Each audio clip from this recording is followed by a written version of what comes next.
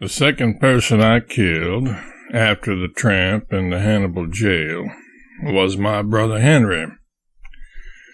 As would always be the case when I killed somebody, I did not do it deliberately or directly, but nevertheless it was as a result of my actions that Henry's unblemished career came to such an early conclusion. When Henry died, he was on the verge of 20, and I was still just 22. If only I had not urged him to join me on the river. He had been working for Orion in a print shop in Keokuk. I thought I was opening a golden door for Henry, one that opened onto a more exciting life than the provincial one he had been experiencing in Iowa, and certainly one which would lead to more financial reward for him. But instead I was opening his crypt and conducting him down into it. If I had just let well enough alone, Henry might be alive yet. But then maybe I did him a favor. Not our mother, though. What a devastating blow it is to lose a child. She lost several, as eventually I did myself.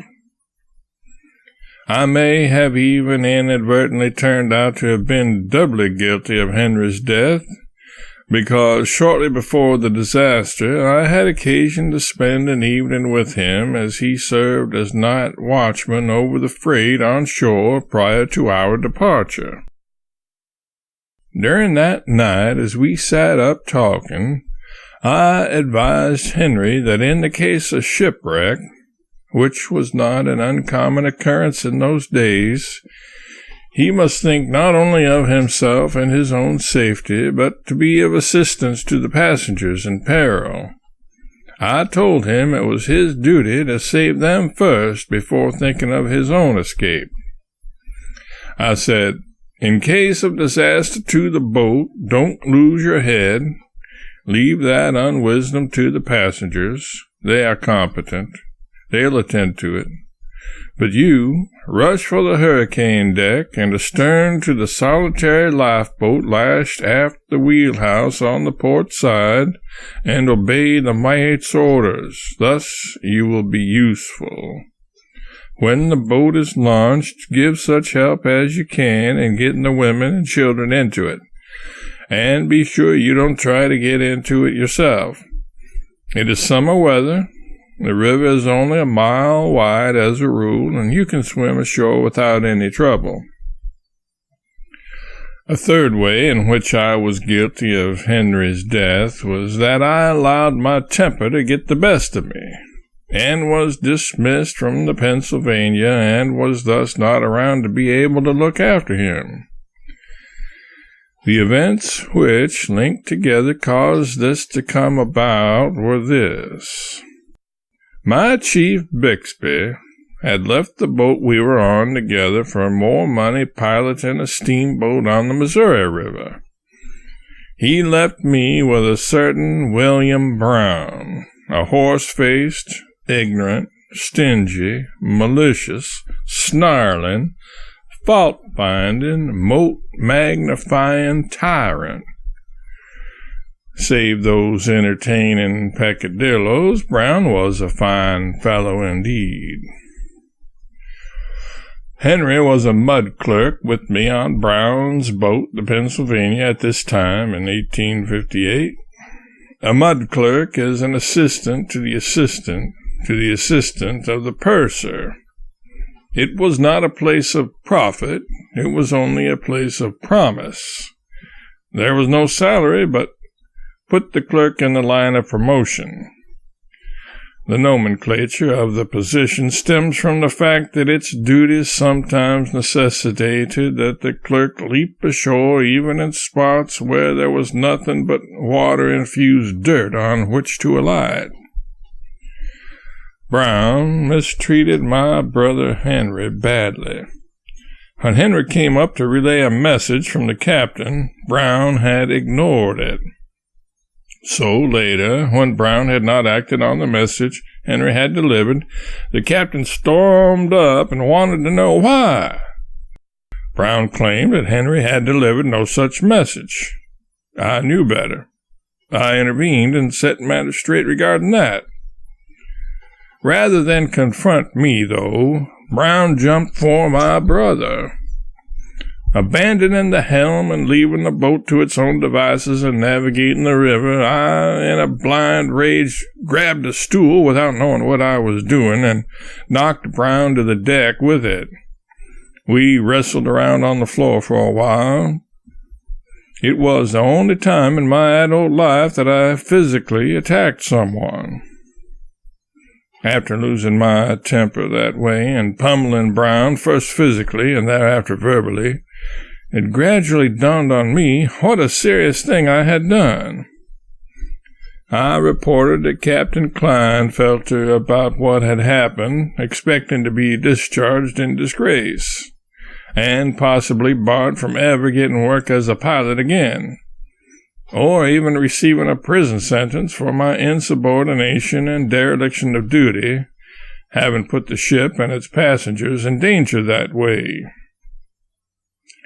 To make a long story short, the worst of my fears for myself were not realized, and I simply ended up on another ship, whereas Henry remained behind on the Pennsylvania.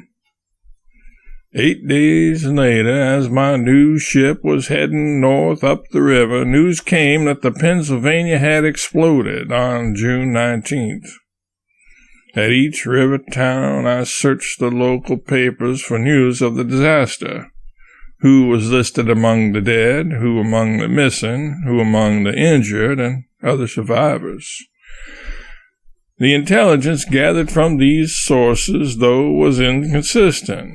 One report would say that Henry was injured, but not seriously, and then the next would say his injuries were life-threatening, or even that he was already dead.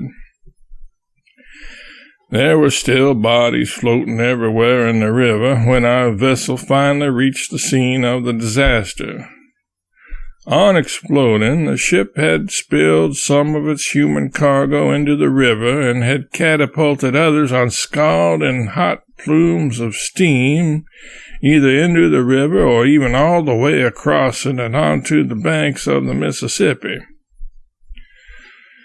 Coming ashore, I frantically searched the makeshift hospitals and found Henry alive, but just barely. He had done as I had instructed him, and after having been blown into the river, swam back to help in the rescue of others. In the initial blast, Henry had swallowed superheated steam, and although he looked whole and sound from the outside, the doctors told me he was bound to die from his internal injuries. The prognostication changed for the better later, though, when it was determined he had a good chance of survival after all. But then a harried and hurried physician administered to him an over-generous dose of morphine for his pain, which proved to bring on, or at least hasten, his demise. So, for the second time in my life, I had lost my closest friend. First, my big brother Ben, back when I was 6 years old, and now my little brother Henry. I was yet to lose more, best friends and family members in the years and decades to come, but thankfully I did not know this at the time, because I could not have withstood a single iota more of despair and heartbreak. And it was my own fault Henry lost his life, and that our mother lost her youngest child. My long and industrious career of being the cause of death of my loved ones thus commenced. Henry served as the model for Tom Sawyer's younger brother Sid in my book about Tom's adventures. But Henry was a much better boy than Sid. He was growing up to be a fine man. He would have certainly become such, but had not his career been curtailed by that string of circumstances, that can be traced back to my advice to him to join me on the river, further back to my aborted journey to South America, further back yet to my father's decision to relocate us from Florida to Hannibal, and further on back and back, all the way to Adam's decision to eat of the apple proffered by Eve. Henry's death could not have been hindered once Adam took a bite, but I rue that I was unwittingly a part of it all. People called me lucky after hearing how I escaped being on the Pennsylvania when it exploded, but that nickname rankled. I would have gladly died in Henry's place. In fact, I fervently prayed for that to be the case as I was at his side on what turned out to be his deathbed. But my prayer was not answered. Upon the explosion, Brown was catapulted higher into the air than Tom Quartz. His body was never found. My bitterness against Brown has faded away and disappeared. I feel only compassion for him now, and if I could send him a fan, I would.